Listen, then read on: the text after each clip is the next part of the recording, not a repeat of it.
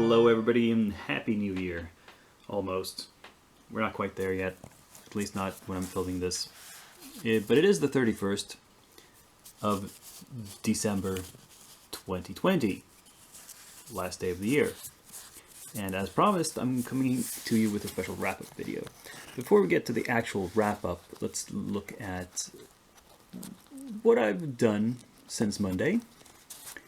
And the most important thing is I finished 9 minis. Most of them frog folk, but one of them in well, Neanderthal. And then we have the 4 metal froggies, all from Reaper. And in the back, the 4 plastic bones ones. These Bonesian ones are same sculpts that I've already painted copies of before. I just wanted a bigger horde of them. And these have been relatively speed painted with mostly speed painting techniques.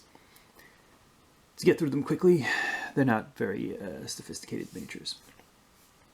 So yeah, not much else to say about that, really. Let's just move on to works in progress. Okay, so the number one thing I've learned from this model is that if I'm going to do a project like this again next year around Christmas, because I've got one other 72mm scale Sophie, I'm going to have to start it way earlier in the month, because she's still not done. So far, I think I've finished up the clothing. I've done the fur, retouched up the fur and done the leather and the gold highlights on the leather.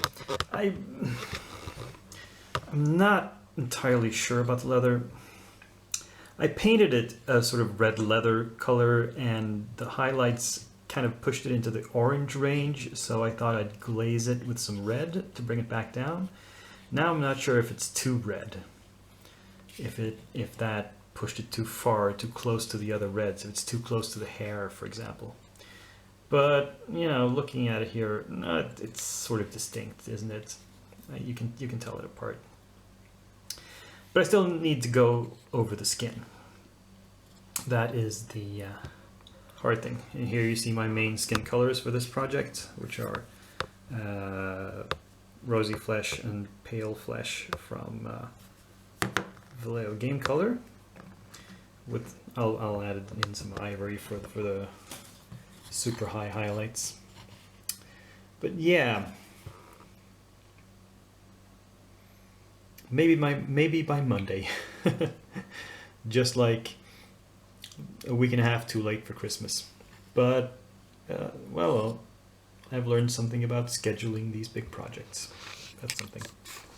So here on my work table, you can see all of my currently most advanced projects.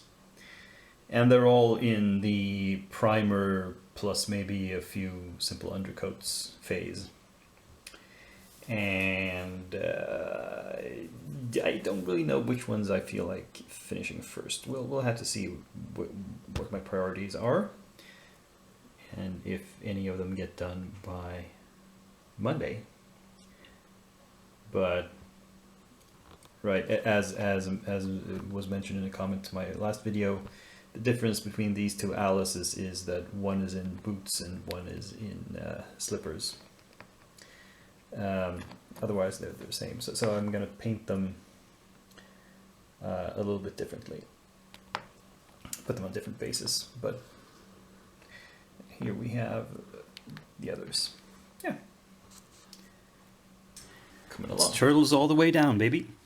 So I've assembled the dragon turtle. It's hard to get it all in one shot. This is the entire thing. Not much gap filling. I honestly, even these little cracks, I probably need to fill them because nobody's going to look at them, but it's just for my own, sake. But a lot of the gaps are actually places where the body is coming out of the shell, and these are supposed to be gaps. You're not going to fill this or this or here where the neck comes out of the shell. There's supposed to be a gap there. So, and the flipper. So yeah, I'm gonna leave that as is. So there were only like, was it 1, 2, 3, 4, 5, 6, 7, 8 pieces here? Not much.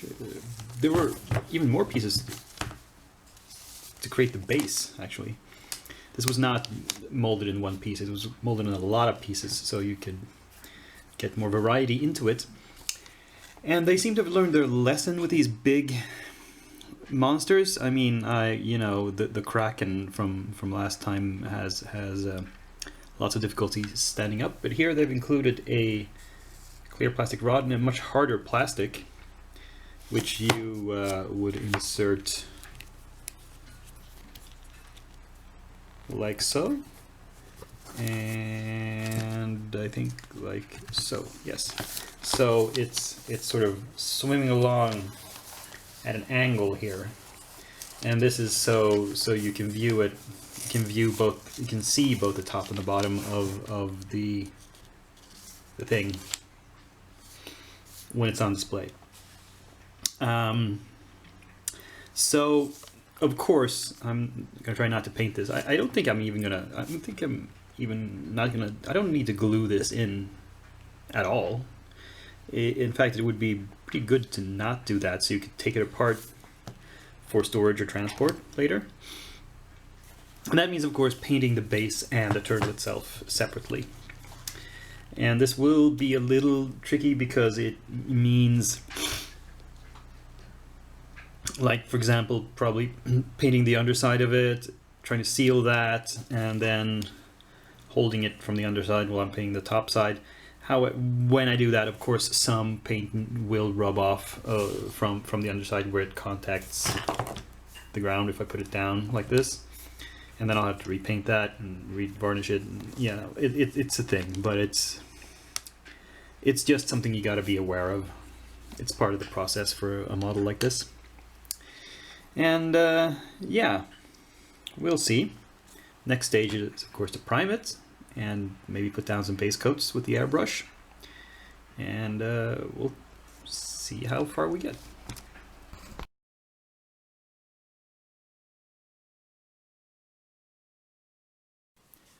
Now, the post-Christmas mail just keeps rolling in, it seems. I finally got this package from Hassle-Free Miniatures. Now, why is there candy in here? Well, because this was actually an order placed during their Halloween promotion.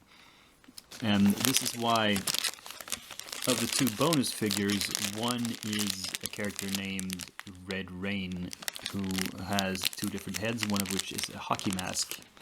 And so it's a female version of a slasher character. She has both an axe and a machete.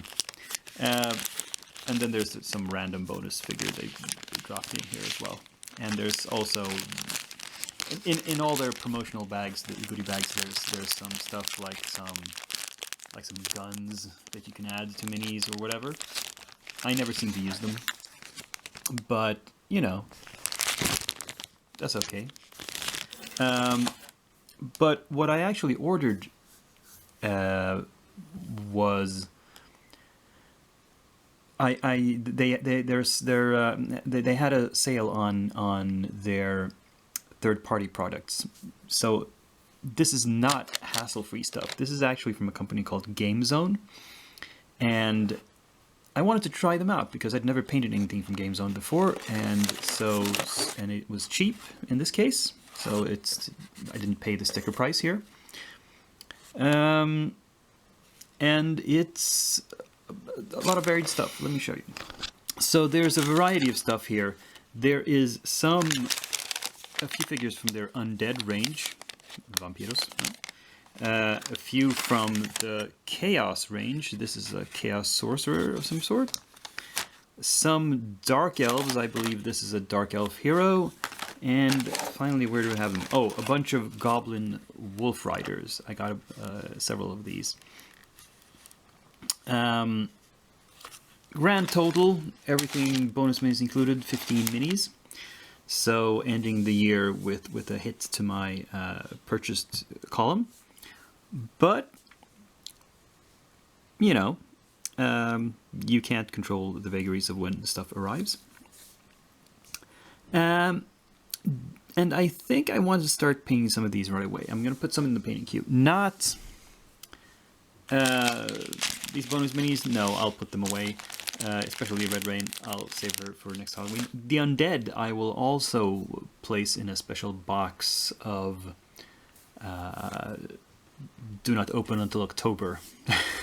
Because I don't really need any more Undead right now. And I always like keeping to a sort of Halloween theme by painting spooky minis in October. But the remainders, the Dark Elves, the Goblins, and the Demons, I think I will start prepping for painting pretty soon. So now that we know what my totals for this year are, let's take a look at what the overall standing is with an overview of the past few years.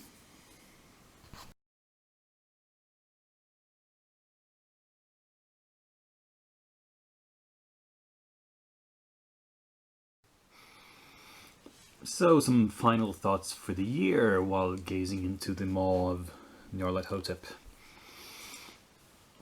Another unfinished model. But my numbers for this year are the best I've ever had. The total of painted versus purchased, the balance is better than any year since I started keeping track.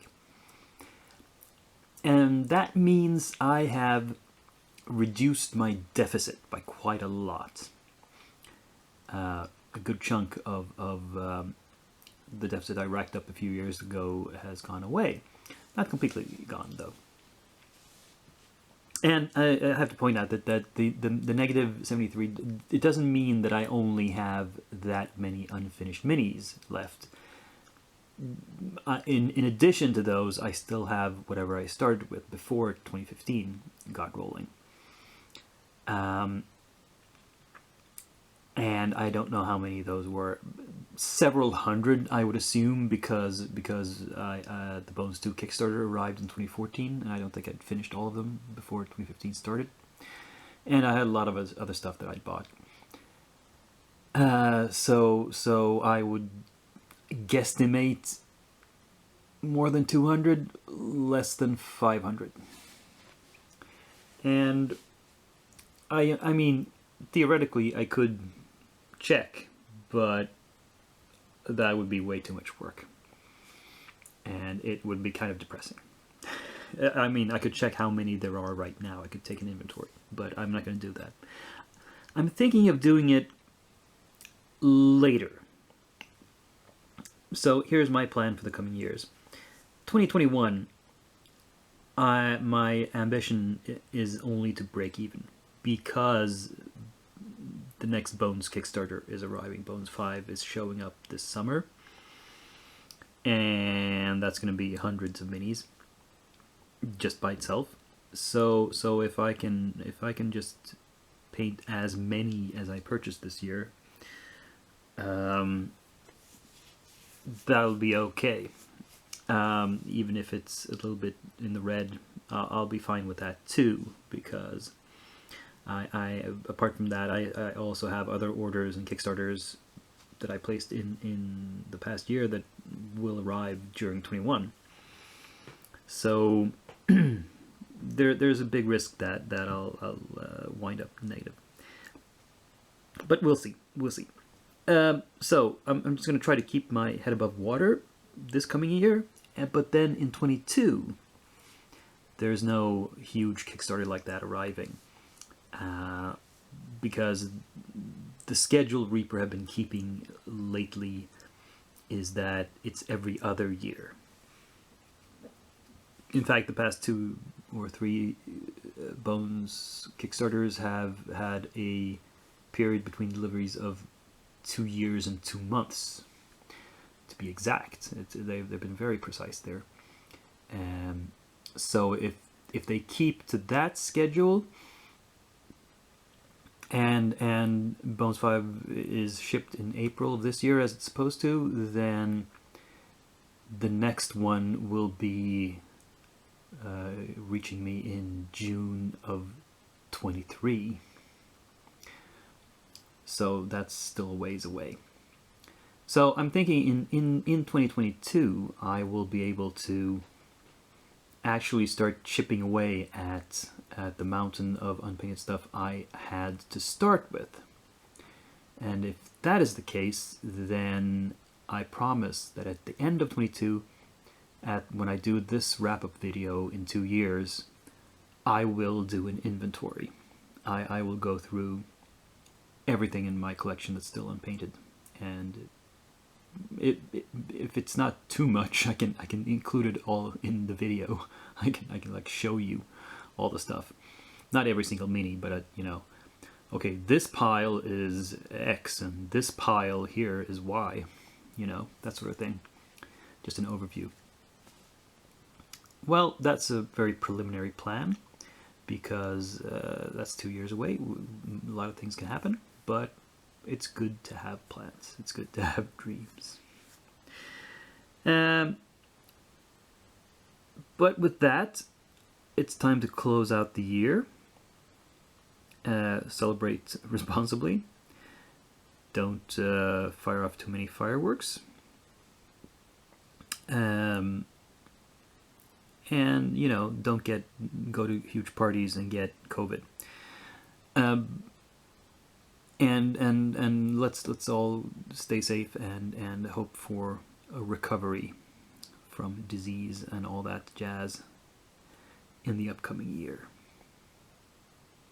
So for now, I'm going to leave you.